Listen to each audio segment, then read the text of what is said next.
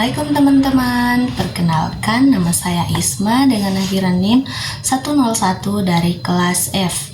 Di sini saya akan memaparkan materi tentang filsafat pendidikan Paulo Freire. Paulo Freire adalah seorang filsuf dan pendidik Brasil yang terkenal dengan konsep pendidikan pembebasan. Ia lahir pada tanggal 19 September tahun 1921 di Recife, Brasil, dan meninggal pada tanggal 2 Mei tahun 1997 di Sao Paulo. Pemikirannya menekankan pentingnya pendidikan sebagai alat pembebasan individu dari keterbelengguan sosial, ekonomi, dan politik.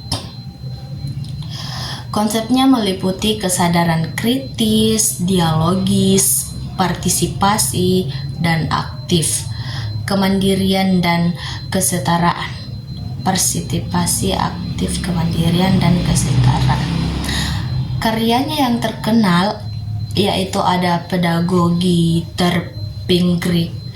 Terpinggirkan yaitu tahun 1968, Pendidikan sebagai Praktik Pembebasan tahun 1967, dan Pedagogi Harapan tahun 1992.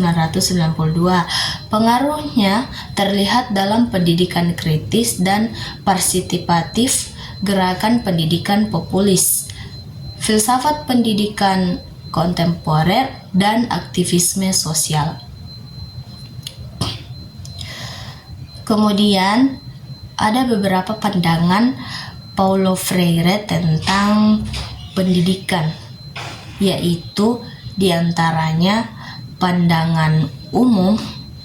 Yang pertama itu ada pendidikan sebagai proses pembebasan, di mana Freire melihat pendidikan sebagai alat untuk membebaskan individu dari keterbelengguan sosial, ekonomi, dan politik. Dan yang kedua ada pendidikan kritis, di mana Freire menekankan pentingnya pendidikan kritis yang mengembangkan kesadaran dan kemampuan analitis.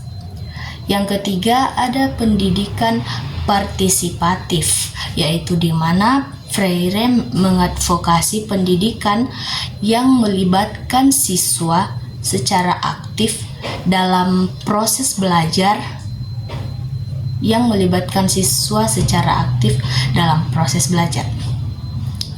Adapun prinsip pendidikan menurut Paulo Freire itu diantaranya ada dialogis, di mana Freire menekankan pentingnya dialog antara guru dan siswa. Selanjutnya kesadaran kritis, yaitu di mana Freire menginginkan yang mengembangkan kesadaran kritis tentang realitas sosial. Kemudian kemandirian, yaitu Freire ingin pendidikan mengembangkan kemandirian individu. Selanjutnya ada kesetaraan, di mana Freire mengadvokasi kesetaraan antara guru dan siswa.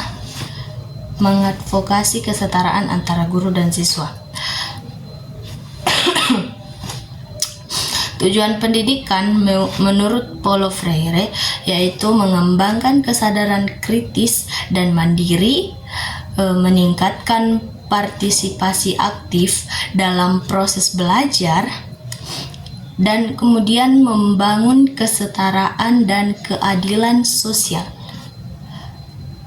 mengembangkan keterampilan kritis dan analitis.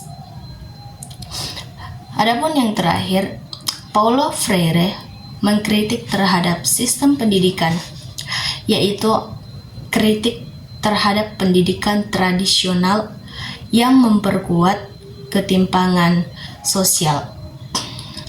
Yang kedua, kritik terhadap pendidikan yang hanya fokus pada pengetahuan teoritis.